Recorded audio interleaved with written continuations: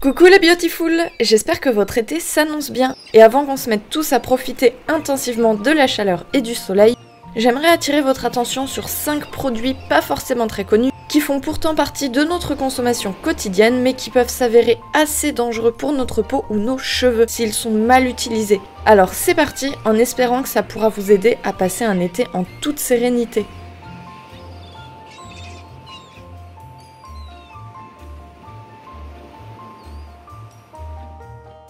Le tout premier produit provient tout simplement du citron.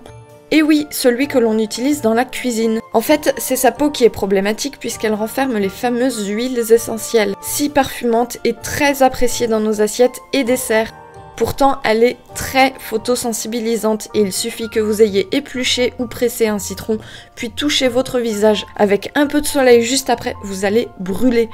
C'est arrivé à certaines personnes de mon entourage l'été dernier et je ne vous le souhaite vraiment pas. Donc appréciez vos plats au citron, mais prudence quant à sa peau. Et en cas de souci, les bons gestes d'urgence sont dans le prochain chapitre, donc restez avec moi.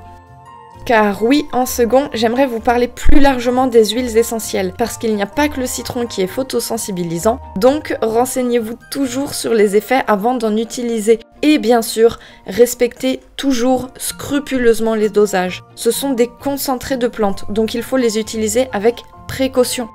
Elles sont extrêmement efficaces, mais en cas de surdosage, de réaction indésirable ou en cas de contact avec le zeste du citron, pas de panique. Commencez par appliquer une bonne couche d'huile végétale sur l'endroit concerné. J'ai choisi celle que j'avais sous la main, c'est-à-dire de la nigelle, mais vous pouvez bien sûr prendre n'importe laquelle, y compris de l'huile d'olive ou du tournesol par exemple. Massez bien la zone concernée avec l'huile et filez laver le tout. Au besoin, répétez l'opération plusieurs fois et évitez le soleil direct le plus possible. Et si vous vous êtes réellement brûlé ou que la gêne ne passe pas, alors ne prenez pas de risque et allez voir un dermatologue.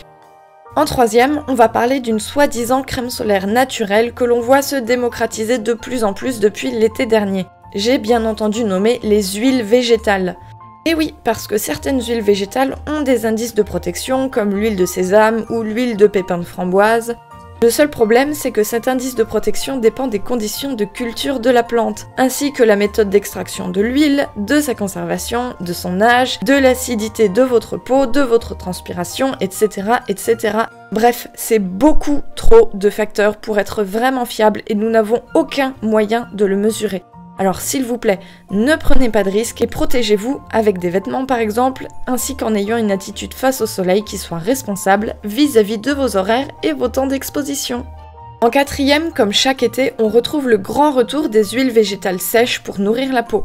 Alors ok, celles-ci ne sont pas aussi dangereuses que les produits précédents, mais sachez qu'il vaut mieux toujours jeter un petit coup d'œil à la composition pour être sûr qu'elle soit bien naturelle et de bonne qualité.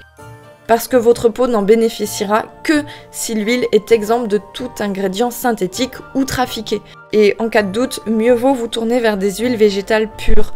Si vous ne savez pas laquelle utiliser, il y a toute une vidéo sur le sujet dans la barre d'infos. Enfin, j'aimerais vous parler du spray soi-disant coiffant à l'eau salée qui est souvent présenté comme le meilleur ami de vos cheveux pendant l'été pour les texturiser. Bon, encore une fois, que ce soit de la mer ou d'un spray, les cheveux n'aiment pas du tout le sel. Ça les agresse et les dessèche. Donc si vous voulez garder des beaux cheveux tout l'été, mieux vaut vous tourner vers des produits coiffants et respectueux de votre chevelure. Et là aussi, il y a déjà une vidéo sur le sujet dans la barre d'infos. Voilà, j'espère que cette vidéo aura pu vous aider à faire les bons choix de produits au commencement de l'été. N'hésitez pas à partager cette vidéo à quelqu'un que ça pourrait aider.